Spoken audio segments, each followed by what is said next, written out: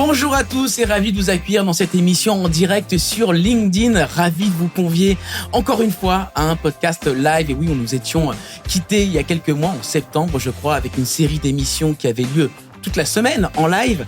Et on a eu de très très bons retours. Alors, on revient pour une émission spéciale sur LinkedIn Live. On a le plaisir d'être accueillis dans les studios de Canal Chat Grand Dialogue. Vous allez voir, on va monter en qualité en termes de retransmission. Vous allez voir. Je suis David Gordon, je suis le fondateur de Nouvelle Voix, une agence de création de contenu, de communication interne. Et la communication interne, ça nous passionne. Alors plutôt que d'y réfléchir dans notre coin, on décide d'en faire des émissions pour en débattre avec nos invités. Et pour vous d'ailleurs qui pourrez poser vos questions sur LinkedIn, elles sont là, les questions qui vont apparaître au fur et à mesure. Je les poserai à nos invités et cette émission sera d'autant plus interactive et intéressante que vous poserez vos questions. Je vous le disais, nos invités sont en plateau, ils sont prêts, je vais les présenter et je vais commencer par vous, Peggy. Bonjour Peggy Laval. Bonjour David. Merci d'être avec nous, Peggy. Vous êtes directrice de la communication interne et de l'engagement chez Fnac Darty. Exactement. Et on va parler d'un sujet aujourd'hui, je ne l'ai pas dit en introduction, je fais vraiment n'importe quoi. On va parler d'un sujet qui est comment vos bureaux, nos bureaux peuvent redevenir des espaces de communication interne. Et le siège de Fnac Darty a été largement recalibré, reconfiguré. Et on va en parler avec vous, Peggy, sur l'impact sur la com interne de tous ces changements. Tout à fait. À vos côtés, Didier Garcia. Bonjour Didier. Bonjour David. Ravi de vous accueillir également sur ce plateau. Didier, vous avez été le chef de ce projet de réaménagement du siège chez Fnac Darty. Vous êtes le directeur de ce projet-là. Oui, exactement, pendant plus de 18 mois. Pendant plus de 18 mois, on va raconter cette histoire post-Covid où il devient nécessaire de réaménager le siège Fnac Darty. Comment il a été conçu, ce projet, quels ont été les effets, comment la com interne a joué un rôle à vos côtés. C'est dans quelques instants que je vais vous poser toutes les questions que vous pouvez vous préparer. Également, en face de vous, j'ai le plaisir d'accueillir Florence Perronneau. Bonjour Florence. Bonjour David. Merci beaucoup. Je sais que c'est pas facile pour tout le monde d'être en plateau, mais en tout cas, ça me touche que vous soyez avec nous pour ce live. Florence, vous êtes consultante en stratégie immobilière des entreprises au sein de votre société qui s'appelle Pollen. C'est bien ça? Absolument. Mais vous avez eu différentes vies dans votre vie professionnelle et une de vos vies professionnelles était directrice immobilier chez Sanofi Group. Et vous avez fait énormément de choses en termes de nouveaux sièges sociaux, réaménagement des espaces chez Sanofi. Absolument. On va raconter cette histoire, elle est passionnante. À vos côtés, Olivier Chaper. Bonjour Olivier. Bonjour David. Bonjour, partenaire chez Bearing Point. Vous êtes expert sur les sujets d'espace de travail, réaménagement et vous avez vous-même piloté le réaménagement du siège Bearing Point. Accompagné Florence, en toute modestie. Vous avez accompagné Florence sur les projets Sanofi, mais également, vous avez travaillé sur la relocalisation et l'aménagement de Bearing Point à la Défense. C'est ce que je voulais dire. Exactement. Également, vous avez travaillé pour les services du Premier ministre, je crois, pour retravailler les espaces. Exactement. Bon, je crois qu'on est prêt. Les invités sont présentés. Je peux partir? Non, je rigole. C'est parti. Cette émission est en direct, elle est interactive, je vous le disais, donc n'hésitez pas à poser vos questions qui s'affichent sur ma petite tablette et on les posera au fur et à mesure. On va même pas attendre la fin de l'émission pour les poser, donc n'hésitez pas. Merci de vous connecter avec nous. Première question, elle est pour vous, Florence. J'aimerais qu'on raconte cette histoire. Alors, vous êtes rentrée en 2006 chez Sanofi et à ce moment-là, quelques années après, une nouvelle direction générale arrive et là, on veut tout changer. Alors tout changer, je ne sais pas. On voulait surtout s'appuyer sur toutes les forces vives de l'entreprise, mais surtout ce qu'on voulait changer, c'était les façons de travailler et transformer l'organisation pour qu'elle soit beaucoup plus transverse, pour qu'elle soit beaucoup plus innovante, différenciante également. Et donc là-dessus, le directeur général a souhaité que la direction immobilière puisse aider à cette transformation par la création de nouveaux espaces. Alors vous êtes directrice immobilière à ce moment-là. Et vous réfléchissez, vous pensez les tendances du moment. Vous vous dites, voilà, qu'est-ce qui se passe? On est en 2008, je crois, à ce moment-là. On est évidemment avant le Covid, avant qu'on imagine même le fait qu'on soit en distanciation. Mais quelles étaient les tendances majeures à ce moment-là? Alors, les tendances, je ne sais pas si on peut parler de tendances. En tout cas, on était vraiment dans une société où on pouvait constater beaucoup de ruptures, des ruptures technologiques. Donc, Sanofi a mis en place les premiers accords de télétravail en 2011, donc j'y reviendrai après. Mais c'est vrai qu'il y avait d'autres ruptures géographiques et puis démographiques également, avec des souhaits des jeunes générations qui n'étaient pas tout à fait les mêmes que celles qui avaient construit l'entreprise au départ. Ouais. Et On peut donc, voir les images en même temps. Pardonnez-moi, Florence, mais on voit les images du siège.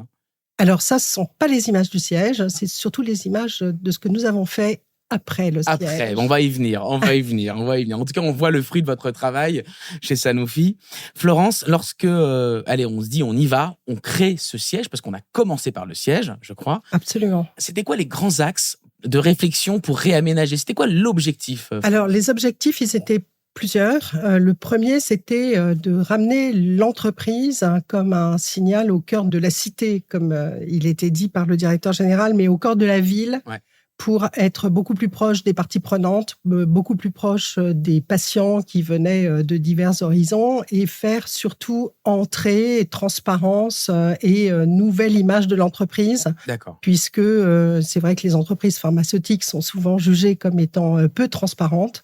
Et donc là, on a beaucoup travaillé sur ce que devait être l'espace d'un siège social pour l'entreprise Sanofi. Alors là, on a parlé d'images vers les patients dans Paris, mais sur l'interne, est-ce qu'il y a une réflexion particulière pour favoriser la communication interne, c'est-à-dire toutes les interactions entre équipes, entre collaborateurs et collaboratrices? Alors, ce qui avait beaucoup surpris notre directeur général à l'époque, c'était que tous les savoir-faire, toutes les expertises étaient là, mais peu se parlaient. Et tout le monde travaillait pour être excellent dans son domaine, mais pas pour construire quelque chose de nouveau, d'innovant et de différenciant. Et donc, tout le fil rouge de ce que nous avons fait à la Boétie, c'était de faire en sorte que tout le monde puisse travailler avec tout le monde, puisse partager son savoir, puisse interagir très facilement. Puisque avant tout le monde était un peu dispersé sur plusieurs sites dans Paris. Et dans un contexte de télétravail. C'est pour ça que ça m'intéresse grandement d'avoir votre retour, et on va l'avoir dans tout le courant de cette émission, parce que finalement, avant tous ces accords de télétravail qui arrivent et qui arrivent depuis le Covid en masse, il y a eu cette expérience Sanofi qui, déjà très précurseur sur la distanciation, comment on fait pour maintenir un lien au siège malgré des accords de télétravail qui sont une opportunité, mais aussi peut-être une menace pour l'acteur interne. Alors, comme je disais, en fait, les accords de télétravail, je suis arrivée un petit peu vite, puisqu'ils sont arrivés simplement qu'en 2011, quand on a commencé à réfléchir à l'étape suivante.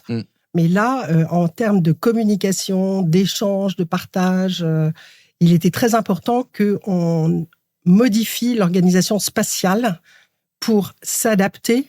Donc, je reviens à l'immobilier, pour s'adapter à l'organisation tout court. Qui doit travailler avec qui peut interagir avec qui. Et comme on dit souvent, c'est intéressant d'être toujours dans les frottements à la marge, puisque c'est là que l'innovation se produit. D'où l'ouverture sur l'extérieur aussi. C'est-à-dire faire rentrer des parties prenantes qu'on n'avait pas l'habitude de faire travailler, comme des fournisseurs, comme des patients, comme des associations. Donc, c'est des ateliers de réflexion avec des parties prenantes différentes. Voilà ce que j'aimerais. Et donc, surtout, créer des lieux où on se retrouve, qui sont des lieux de travail, mais aussi de création de liens sociaux. Tout à fait. Donc, des espaces de communication, de convivialité, qui étaient très importants. On a commencé nos premiers...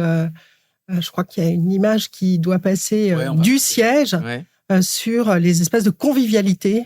Et on avait appelé ça les community centers, Sanofi étant une entreprise plutôt internationale.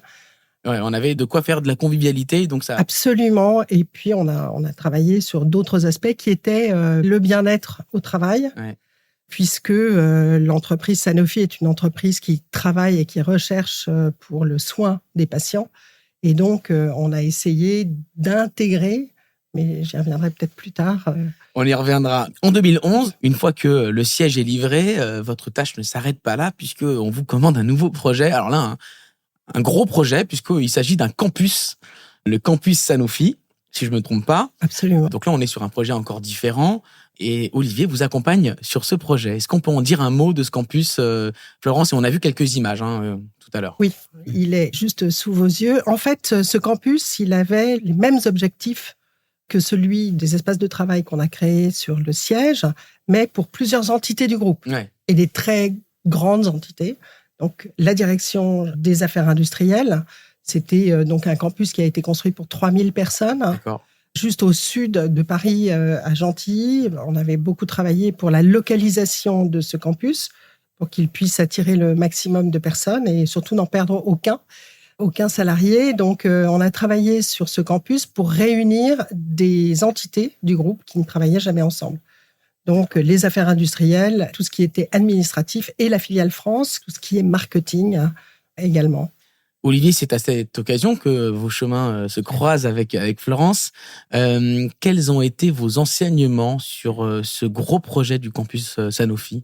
Alors finalement, avec le recul, ce projet sur lequel on était Bearing Point assistant à maîtrise d'ouvrage, qui a duré quand même de 2012 à 2015, a été précurseur et donc source d'enseignement sur les évolutions des modes de travail, mais surtout sur ce que cela implique pour les femmes et les hommes qui ont été confrontés et qu'on a d'ailleurs vécu quelques années après de manière magnifiée avec le confinement. Ouais. Que ce soit d'ailleurs lors du projet campus de Sanofi ou lors du confinement, finalement, il y a des femmes et des hommes qui ont dû s'adapter à de nouveaux modes de travail, nouveaux modes de vie, que ce soit télétravail, poste de travail non attribué, et qui n'étaient pas forcément préparés a priori. Et du coup, l'enjeu de transformation, c'est un véritable enjeu RH, de conduite du changement. RH est comme interne, parce que je crois Alors, conduite du changement, avec j'inclus la com interne dans le volet conduite du changement. D'accord. Ça, c'est important. Et dans le cadre du projet campus de Sanofi, ça a été pendant le projet, pendant l'aménagement et après l'aménagement. Et notamment, j'insiste là-dessus, sur les managers qui, en général, la strate de population la plus impactée par ce type de projet. D'abord parce qu'ils ont à le vivre eux-mêmes, bien sûr, mais ils ont à accompagner leurs équipes dans cette transformation. Répondre aux questions, savoir ce qui se passe. Exactement, avec à la clé un changement de management fondé sur la confiance et un véritable changement de paradigme. Et puis, il n'y a pas que les managers qu'il faut accompagner, il y a aussi les dirigeants. Parce que dans ce type de projet, les dirigeants, il faut qu'ils soient exemplaires dans l'adoption de ces nouveaux modes de travail pour entraîner, si je puis dire, le reste de la population. Et je citerai une anecdote qui me revient sur le projet campus de Sanofi. Lors de l'aménagement, on a vu un dirigeant qui s'est empressé de dévoyer une salle de réunion pour en faire un bureau privatif, qu'on a tout de suite arrêté parce que c'était contre-productif. Et si je poursuis mon propos en faisant le parallèle avec ce qu'on a vécu pendant le Covid, le confinement, ce qui est marquant, c'est que la brutalité du télétravail et du confinement massif qu'on a tous connu, il faut savoir que avant la Covid, il y avait que 7% de Français qui pratiquaient le télétravail de manière contractuelle. On l'oublie un peu. Et du coup, ça a été hyper brutal. Bien sûr. Et du coup, on n'a pas pu faire de la conduite du changement à grande échelle. Et finalement, on s'est retrouvé à l'automne 2020 avec 58% des managers qui se sont déclarés en détresse psychologique. Oui. C'est pas moi qui le dis. Donc l'accompagnement, un changement est fondamental. Voilà. Mon propos, c'est de dire ce qu'on a vécu sur le campus de Sanofi, ce qu'on a expérimenté, finalement, on l'a vécu à grande échelle, mais avec un peu de casse quand même, in fine, parce qu'il n'y a pas eu de conduite du changement. Donc une des clés, si je comprends bien, lorsqu'on réaménage, lorsqu'on va plus loin dans le télétravail, c'est l'accompagnement au changement. N'hésitez pas, je vous le dis, à poser vos questions. Il y a Julien qui dit « Sujet passionnant, évidemment. Bravo ». Donc ça fait plaisir. On a une question et après, on va revenir à l'histoire Fnac Darty parce que je sens que vous trépignez de raconter votre histoire. Est-ce que l'open space est encore une valeur sûre de l'organisation des bureaux ? Chez vous, chez Sanofi, est-ce que l'open space, chez votre ancien employeur, pardon, est-ce que l'open space était quelque chose de préconisé, de choisi ? Alors, pas totalement. D'abord, ça n'était pas choisi parce que on a eu effectivement des séances d'accompagnement au changement multiples pour essayer d'accompagner les collaborateurs qui étaient tous très craintifs, on changeait d'un bureau individuel par personne, très grand, à quelque chose de non pas plus petit en termes d'espace par personne, mais de totalement différent. Complètement différent. Donc, du coup, on a créé des espaces de convivialité, des espaces de travail en groupe, des espaces de travail totalement fermés, avec des bulles individuelles. Et en fait, l'idée, c'était vraiment d'accompagner les collaborateurs pour qu'ils puissent travailler de là où ils avaient besoin de travailler. Donc, en fait, on parlait plus d'espaces dits dynamiques, c'est-à-dire d'accompagnement dans chacune des tâches, que d'espace d'open space, qui est vraiment un terme, je trouve, à bannir dans les entreprises si on ne veut pas effrayer, en tout cas, les nouveaux entrants. Merci à la personne qui a posé cette question. Voilà, on la pose directement. J'en viens à vous, chez Fnac Darty, Peggy, Didier. Vous aussi, le réaménagement des espaces s'est imposé, je crois, au moment du Covid, où il y a une grande réflexion. Didier, est-ce que vous pourriez nous expliquer pourquoi c'est devenu une obligation de repenser ces espaces de travail ? Bien, la crise sanitaire, c'est full télétravail pour des centaines de collaborateurs. En tout cas, le siège était fermé pendant des mois. C'est ce qui change vraiment beaucoup. Si ça avait duré 2 mois, voilà, mais des mois fait que c'est rentré dans les habitudes. Ouais. Il y a eu ça, déjà. Le nouveau mode de travail, à distance, hybride, voilà. On était. Donc, ça devient obligatoire. Parce qu'on aurait pu avoir un statu quo en disant, bon, ça va revenir et bon, on va laisser les choses comme ça, en l'état. Mais non. C'est souvent pas le moment d'investir, mais pour autant, il y a beaucoup d'entreprises qui ont investi dans leurs locaux à ce moment-là. C'est intéressant de le noter. En tout cas, le COMEX a très vite compris que on ne reviendrait pas forcément en arrière, comme avant. Et puis, il y a eu la transformation, accélération numérique, je dirais, avec le click and collect qui est né partout. Tout le monde a fait du click and collect pour les retailers, les plus petits commerçants. Ils n'en faisaient pas. Non. Ils ont été obligés de le faire. L'utilisation des outils collaboratifs. Tout le monde s'est retrouvé Zoom, Teams comme son meilleur ami. Voilà. Et donc, tout ça, pour nous, ça nous a paru évident de devoir adapter le fonctionnement du siège. Ça ne marcherait plus comme avant. 500 personnes rapatriées dans le siège de Ivry. Oui. On va en voir des images. Peggy, en quoi l'avant-réaménagement posait des soucis à la directrice de la communication interne que vous êtes et de l'engagement? Voilà. Non, je ne sais pas si c'est poser des soucis, mais c'est vrai que, et là, on se retrouve un peu, je pense, toutes les entreprises ont connu ça, c'est-à-dire qu'on était très en silo, chaque direction était installée à son propre étage, ça communiquait pas beaucoup. Et nous, surtout, alors déjà, le siège de Fnac Darty, c'était 4 bâtiments, 2 à Ivry, 1 au Mercurial à Bagnolet et 1 à Bondy. Et puis, au siège à Ivry, on n'avait pas d'espace justement collaboratif, à part le restaurant d'entreprise, on pouvait réunir les gens. On était quand même effectivement confrontés à un manque un peu de circulation et des personnes et de l'information, avec la difficulté de ne pas pouvoir toujours mettre en place des moments conviviaux. Après, on faisait avec. Ouais. Mais maintenant qu'on connaît la nouveauté, c'est beaucoup mieux. Juste avant, comment il a été mené ce projet, Didier, de réaménagement de l'espace de Ivry? Déjà, on est parti sur le fondement qu'on allait créer des espaces de travail en fonction des usages, des activités des collaborateurs lorsqu'ils viendraient sur site. Puisqu'il y avait télétravail, nous, en parallèle de l'aménagement des espaces, on a fait un nouvel accord de télétravail qui permet aux collabs d'aller jusqu'à 3 jours de télétravail par semaine.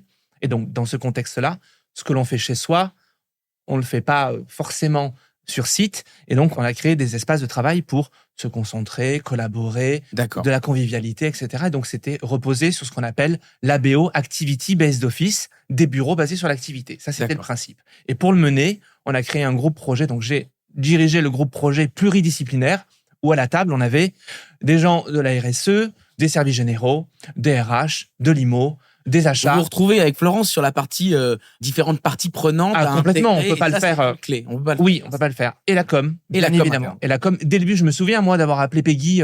Je crois que c'était en avril ou mai. Je lui dis il faut que tu montes à bord en fait. Ouais. C'est pas possible. Pas possible sans la com. Quelles ont été les demandes de Peggy pour justement améliorer la circulation d'informations internes? C'est lui qui avait des demandes. C'est lui. Vous n'avez pas de demande. Non, mais dans les espaces de travail, il fallait des espaces de travail qui permettent de réunir les équipes, à la fois pour des moments plutôt solennels, plénières, ou des moments plutôt de convivialité, des tailles d'espace 50, 60, 80 personnes, ou plus 150, 200.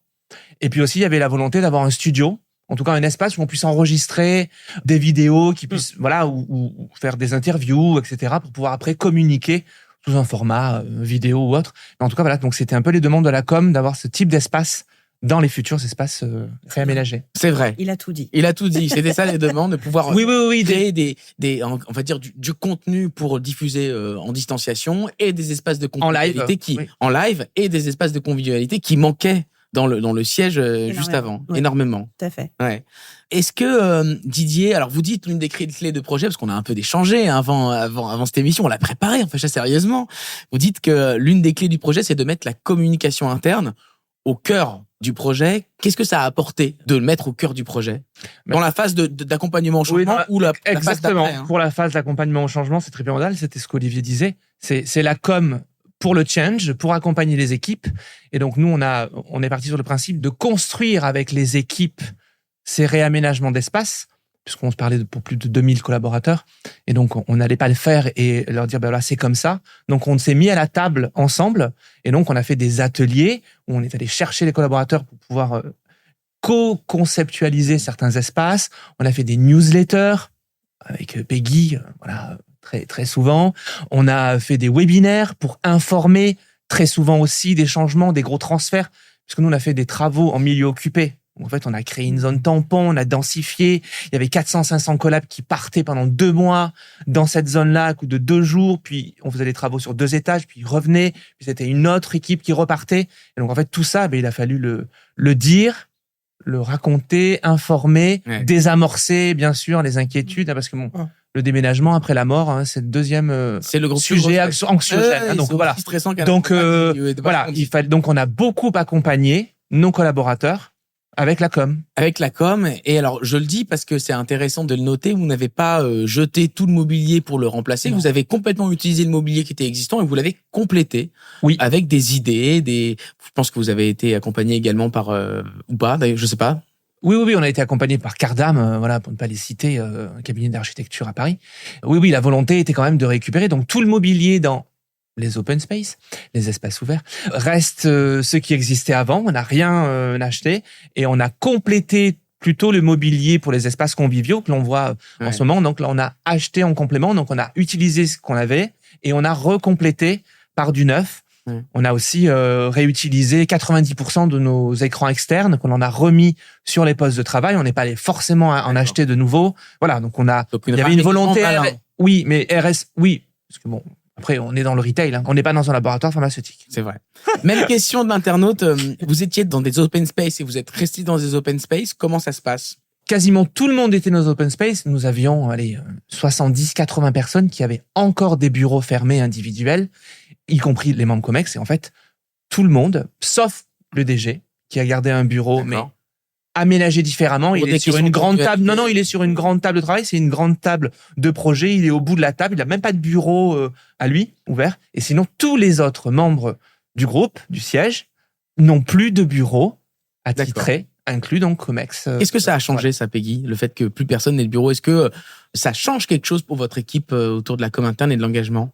Ça change forcément, c'est-à-dire que quand on voit un membre du Comex finalement installé à 2 sièges de son bureau, tout est plus fluide, quoi. La conversation, nous, l'enjeu, c'était de remettre ça, c'est-à-dire que on était à 100% télétravail, on est quand même majoritairement, Didier l'a dit, à 3 jours. C'est une grosse rupture pour Fnac Darty, ça. Et donc, nous, ce qu'on constate quand même en com interne, c'est qu'on a, j'appelle ça, on a un peu de ventre mou quand même, c'est-à-dire qu'on avait perdu un peu la conversation, un peu même, j'ai envie de dire même la créativité, l'innovation. Enfin, quand on est tout seul chez soi, bon, l'émulation, c'est pas tout à fait la même. Et donc, je trouve que ça, nos nouveaux espaces, le fait de, moi, je croise des gens que je ne croisais absolument jamais. Jamais. Donc, on se dit quelque chose, on aborde un projet, on parle d'autre chose, on parle de nos... Vraiment, en termes de fluidité et de communication, pour le coup, ça a beaucoup amélioré. On va venir dans le détail tout à l'heure sur les effets de ces réaménagements. Mais d'abord, Florence, j'aimerais comprendre quel rôle a joué la com interne dans les projets chez Sanofi.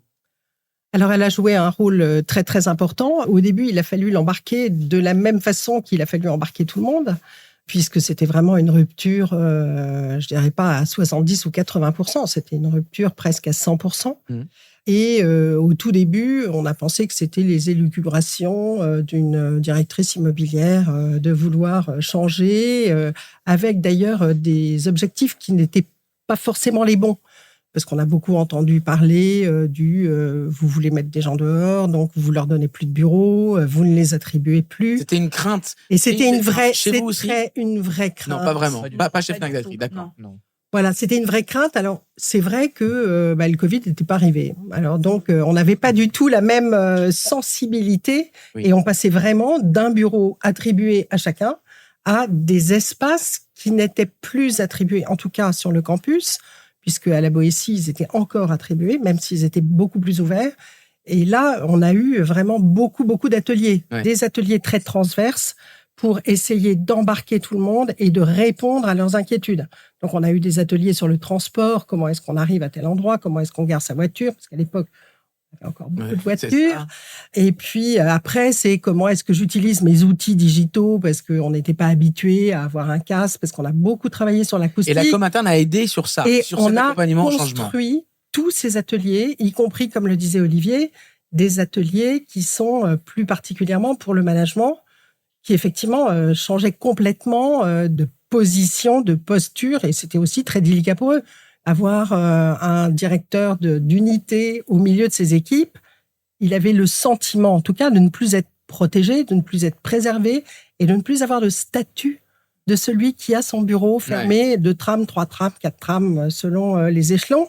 Et donc ça, c'était vraiment très, très important de les accompagner. Et là, il y a eu un travail qui a été fait avec les ressources humaines, avec la compréhension qu'a pu apporter l'immobilier dans la construction de ces nouveaux espaces, et puis avec, bien sûr, la communication. Mais la communication a eu un rôle très important d'organisation, de visite, d'accompagnement. Olivier, est-ce que la com interne tire, on va dire, avantage de ces nouveaux espaces dans les différents projets que vous accompagnez, de votre vigie à vous? Il faut bien comprendre qu'aujourd'hui, le travail tertiaire s'organise sur 3 piliers. D'abord, la production, donc là, qui est plutôt favorable au télétravail, qui s'y prête bien. La collaboration. Alors, le présentiel est préférable, mais c'est aussi possible en distanciel avec certaines limites. Et surtout, la socialisation, où là, c'est le présentiel qui domine.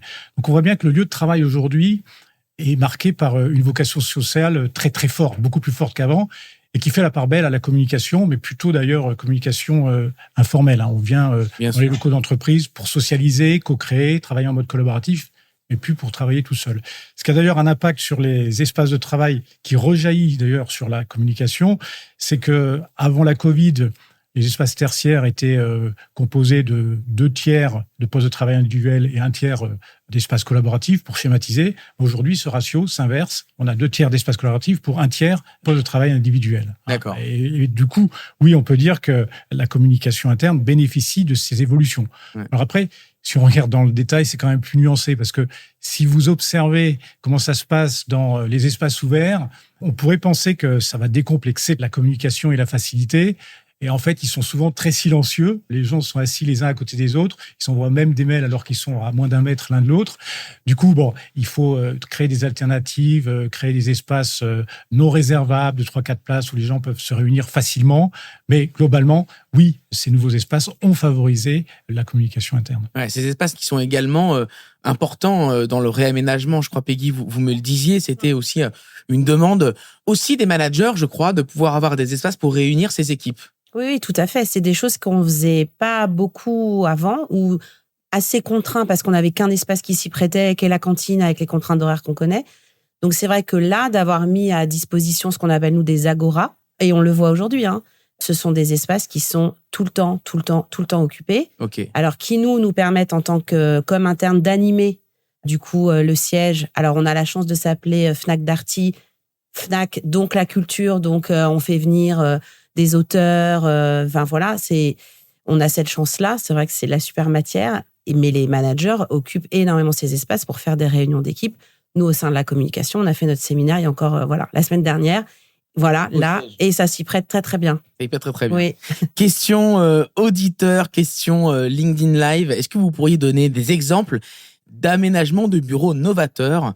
Quelles initiatives originales pourriez-vous nous citer? En quoi sont-ils judicieux pour une bonne com interne? Des exemples de réaménagement novateurs. Très concrètement, les 2 agoras que j'évoquais, alors je ne sais pas à quel niveau on met l'innovation, mais typiquement là, ce qu'on voit, c'est à la fois avec un gros îlot central où on peut discuter comme on le fait aujourd'hui. Ça, c'est l'autre agora où du coup, on peut faire aussi du mode hybride. Qui permet à la fois de faire les pots de départ, des réunions. En tout cas, nous, à notre niveau, c'était une forme d'innovation. Oui. Ça, on ne l'a jamais vu. L'innovation, c'est d'avoir de l'espace pour se retrouver et créer des moments ensemble. Exactement. Et les outils. On l'a digitalisé. Donc, ça modernise le siège et ça donne aussi des raisons aux collaborateurs que c'est mieux sur site que chez soi, mieux équipé. Il y a aussi ces raisons-là. Il fallait aussi faire revenir nos collaborateurs sur site et donc c'est aussi passé par le digital. D'accord. De votre côté, est-ce qu'il y a des idées, il y a des choses que vous avez pu observer d'innovants, de novateurs dans le réaménagement des espaces? Moi, j'insisterai peut-être sur le côté modulaire des espaces pour que on puisse, par exemple, faire une réunion en mode agile avec du mobilier convertible facilement. Et c'est là que repose l'innovation. C'est pas tant dans l'aménagement en tant que tel, c'est dans la modularité des espaces et leur capacité à se transformer en fonction de la nature de l'événement. Le modulaire, ok. Voilà. Oui. Mais ça peut aller jusqu'à des cloisons qui peuvent être... aussi, oui, ça fait partie. Alors, ça fait partie des techniques d'aménagement qui participent de cette modularité. D'accord. Oui, par exemple, on a créé, nous, une grande salle de formation pour l'Académie Fnac Darty. Ouais. C'est une salle qui se divise en 4 petites salles de 20 personnes pour faire des formations, ou une grande salle avec 3 cloisons au milieu qui se retirent et qui font une grande salle pour 100. Et je pense, si je peux me permettre, l'innovation aussi, et je pense à un point particulier, elle va aussi passer par mettre à disposition des salles qu'on imaginait un peu bunkerisées. Et chez nous, c'est la salle du conseil d'administration, qui est une très grande salle, et en fait, aujourd'hui, qui est ouverte à tout le monde. Tout le monde peut venir y faire ses réunions, bon, sauf pendant les conseils d'administration. Mais ça aussi, du coup, ça permet aussi aux gens d'aller chez nous, c'est le 6e étage, qui est un peu l'étage quand même où il y a notre PDG. Donc voilà, tout ça, ça participe aussi à une espèce d'ouverture. Et voilà. C'est peut-être ça l'un des côtés innovants. C'est-à-dire qu'effectivement, il y a plus de transparence, plus d'interaction, transversalement, mais également aussi verticalement. C'est-à-dire qu'on casse tous les silos, y compris avec la direction générale. C'est ça. Oui, c'est ce que Florence disait. Nous, quand on a conçu le siège, le nouveau siège de Fnac Darty, c'était fini le statut. Et on pensait poste de travail, position et pas statut. On a cassé ces bureaux fermés, nominatifs. Voilà, donc on était plutôt dans des espaces à partager pour collaborer ensemble. Et des bulles de 3-4, des salles de brainstorming avec des gradins, du mobilier digital qui est mobile, des écrans tactiles que l'on peut bouger dans la salle. Tout ça pour favoriser la créativité, le collaboratif, le collectif. Florence, comment ces nouvelles idées d'aménagement dont on vient d'évoquer ensemble peuvent avoir un effet sur la culture d'entreprise de votre point de vue? Alors, je ne sais pas si effectivement la culture d'entreprise agit sur les espaces ou si c'est les espaces qui sont amenés à changer la culture d'entreprise. Moi, je suis plutôt partisante de dire que c'est la première assertion parce que donc on part de la culture d'entreprise. On part de la culture d'entreprise, on part de son objet social, on part aujourd'hui, on dirait, de sa raison d'être. Et donc, on fabrique des espaces, on invente des espaces, on conçoit des espaces qui sont vraiment à l'image de l'entreprise. Voilà. Une entreprise qui veut se différencier dans le secteur de la pharma, elle va vraiment partir de ses propres valeurs. Donc, la vie, par exemple, qui est vraiment au cœur de l'entreprise pharma, elle va être amenée par la lumière, elle va être amenée par le végétal, par exemple. Alors, à la Boétie, pour la petite histoire, on a été les premiers, rue de la Boétie, à faire un mur végétal colossal dans l'entrée avec une grande transparence pour amener la lumière. On a ouvert des toitures. Enfin, voilà, on a vraiment fait quelque chose dans laquelle on était inondé de lumière avec du végétal et on a vu fleurir les murs végétaux absolument partout. Je suis pas sûre que c'était forcément adapté, mais bon, après, rien n'appartient à personne. Et puis aujourd'hui, on voit que ce qu'on a fait en 2010, dans le fond, c'est très bien pour tout ce qui est biodiversité. Donc voilà. Mais de la même façon, j'ai accompagné des entreprises, un équipementier automobile qui travaillait sur un moteur à hydrogène et on a eu cette idée d'amener de l'eau dans le hall de réception, de l'eau qui circule. On a pensé les espaces de travail avec des matériaux qui représentent la protection d'un pare-choc, donc la sécurité. Et je pense que tout ça, c'est effectivement très important. Et le fait que le siège représente la culture d'entreprise, c'est, j'imagine, Olivier, un avantage par rapport à des espèces de concurrence au siège qui peuvent être des bureaux partagés, qui peuvent être des... Moi, je me souviens quand j'étais consultant, à un moment donné, on avait décidé de prendre des espaces, des cocons, des choses comme ça. Et donc, du coup, on n'était plus du tout dans l'entreprise. C'est bien une des difficultés parce que finalement, pour que les locaux d'entreprise deviennent un lieu d'échange et de communication, il y a quand même un prérequis de base, c'est que les collaborateurs, il faut qu'ils viennent dans ces locaux. Et il faut les faire venir. Alors, en plus, le lieu de travail aujourd'hui, il est pluriel. Et donc, les locaux d'entreprise, ils sont finalement en concurrence avec le domicile, un Starbucks, un espace de coworking, ce qui place la barre assez haut en termes de qualité d'aménagement pour être attractif pour les collaborateurs. Moi, je pense qu'on pourrait d'ailleurs aussi dépasser l'aménagement et avoir dans ces locaux d'entreprise une forme d'animation qui serait une autre bonne raison pour les collaborateurs de venir. Animation qui pourrait être prise en charge par les équipes de com interne. Une animation quoi, le matin, alors, le midi Non, mais une animation, ça peut être... Alors, il y a un programme à définir, mais ça peut être, par exemple, comment animer, on en parlait tout à l'heure, une réunion agile dans des locaux avec du mobilier modulaire, faire venir des guest speakers qui vont parler, par exemple, de l'équilibre vie pro, vie perso, etc., qui dopent l'attractivité pour les collaborateurs. D'accord. Parce que c'est quand même un sujet pour beaucoup d'entreprises d'avoir des collaborateurs qui ne soient pas planqués chez eux. Absolument. Donner envie de revenir. Pour justement tout l'aspect social et communication, il faut qu'ils soient là ensemble. On a Angèle Charbonnier qui nous pose une question sur LinkedIn. On remercie Angèle. Est-ce qu'il y a eu des enquêtes de satisfaction qui ont été menées auprès des collaborateurs et des collaboratrices sur ce nouveau type d'aménagement décloisonné? Vous avez fait des enquêtes chez Fnac Darty? Alors nous, on en a fait beaucoup avant pour les construire et pour demander la perception des nouveaux locaux demain, la perception actuelle avant qu'on les transforme. Et puis après, on s'est mis à la table ensemble pour les co-construire. Donc on a fait beaucoup d'ateliers. On a eu plus de 200 à 300 personnes qui se sont mis autour d'ateliers pour co-designer ces espaces. Donc comme ils ont été co-construits, on n'est pas venu derrière réinterroger forcément. Et puis vu qu'on a quasiment doublé la fréquentation, on était plutôt... sur le Conti, on était bon. Mais sur le Conti, on était bon. Donc, c'est-à-dire que le pari était réussi. Peut-être c'est le prochain projet. Avant ça, il y aura une autre enquête avant de peut-être changer des choses. Oui, pour changer, je pense. Oui. De votre côté, il y a eu des enquêtes de satisfaction sur ce décloisonnement. Alors, je comprends que comme on était dans un contexte bien avant le Covid, il y avait des angoisses. Alors, il y avait beaucoup d'angoisses. Et puis, ce qu'on a fait, on a appris aussi en marchant. Donc, ces enquêtes de satisfaction, elles ont vraiment été clés après la livraison et juste après l'emménagement de tous les collaborateurs. Donc, je trouve que c'était très important d'avoir ces enquêtes pour améliorer tout ce qui n'allait pas, parce que bien sûr qu'il y avait des choses qui n'étaient pas parfaites dans la vie de tous les collaborateurs. Il y avait peut-être des choses qu'on avait oubliées ou même que les collaborateurs eux-mêmes, auxquels ils n'avaient pas pensé. C'était vraiment important que ce soit un élément d'amélioration continue de nos espaces. Ouais. Peggy Laval, je rappelle que vous êtes directrice de la communication interne et de l'engagement chez Fnac Darty. Qu'est-ce qui a changé pour vous? Qu'est-ce que vous avez modifié dans votre stratégie de communication interne depuis ces aménagements? Alors, on l'a compris, il y a plus d'espace. On va dire naturellement et organiquement, il y a des choses qui sont prévues et qui vous aident sans que vous ayez forcément à faire quoi que ce soit, parce qu'il y a des espaces qui permettent la circulation d'informations. Mais j'imagine que vous n'êtes pas resté les bras croisés, que vous avez modifié des choses. Oui, en fait, ça a engagé une réflexion un peu plus globale sur la com interne qui vit au sein des organisations, pas qu'au sein de Fnac Darty, une transformation qu'il faut qu'on aborde. Et c'est vrai qu'avec ce projet-là, il y a une communauté qu'on n'avait pas jusqu'à présent tellement animée, peut-être étonnamment, qui était un peu cette communauté de managers de proximité. C'est-à-dire qu'on avait un discours auprès des leaderships, et puis après, une com interne qui parlait à tout le monde. Et pour la première fois, on a animé ces managers.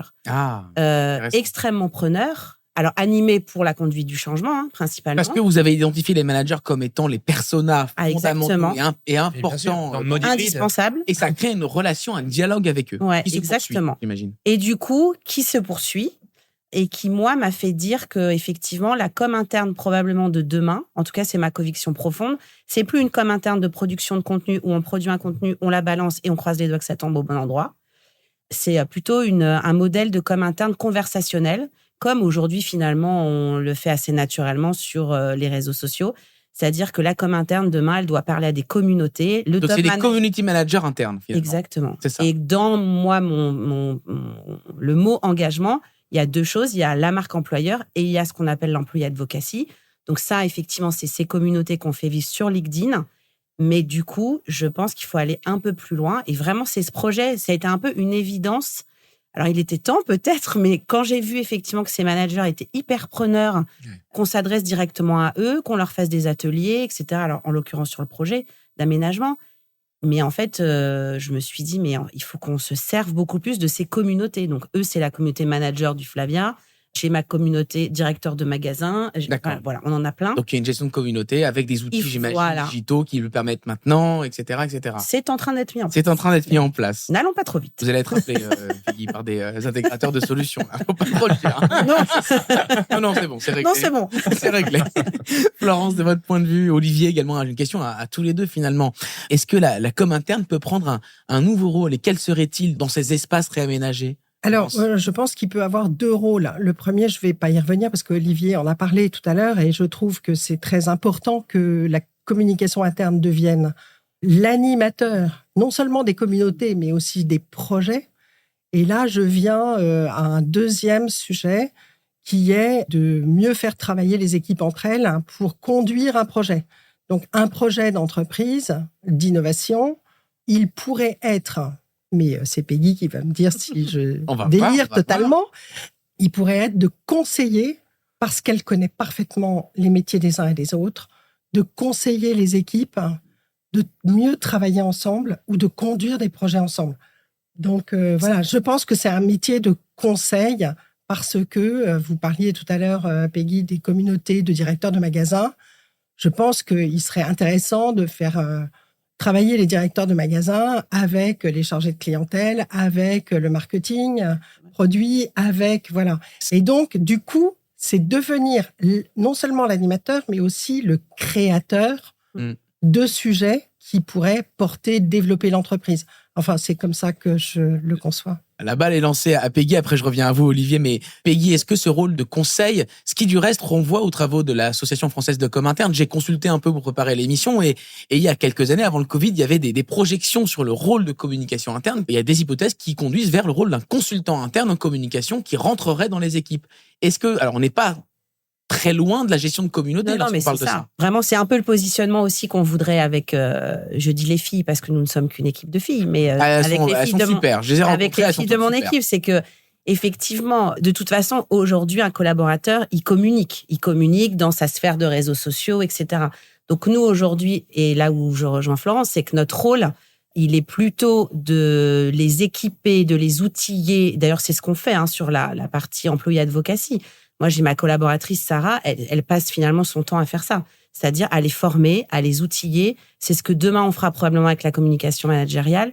Et effectivement, là, on bascule un peu et on en revient toujours même. On passe de la position de producteur de contenu à plutôt une posture une proximité de conseil. On rentre dans les métiers, on rentre dans les équipes. Exactement. Et on les aide au quotidien pour améliorer leur conversation, leur communication interne, même intra-équipe. C'est ça le nouveau rôle. Oui, c'est ça. Et c'est vrai que nous, chez Fnac Darty, bon, comme on est une équipe assez bien identifiée au sein des collaborateurs, nous, j'ai envie de dire, on fait déjà un peu ce rôle-là, même si aujourd'hui il n'est pas extrêmement formalisé, mais bon, c'est vrai qu'on vient aussi nous voir pour dire sur tous les pans, l'événement, l'éditorial, comment on fait.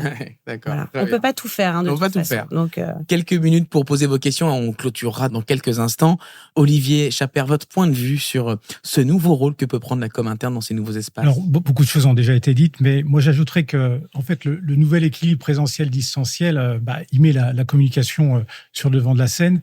Il y a une forme de répartition des rôles en termes de communication entre le présentiel et le distanciel qui s'est établi. Le présentiel, on en a beaucoup parlé, c'est essentiellement de la communication informelle. Et le distanciel, on est plus sur l'information descendante, mais qu'il faut gérer. Donc la com interne a un peu à se réinventer face à ces deux vecteurs ou deux canaux. Sur le canal présentiel, on en a parlé. Pour moi, c'est ce rôle d'animation pour stimuler l'attractivité du lieu et donc générer de l'échange et de la communication.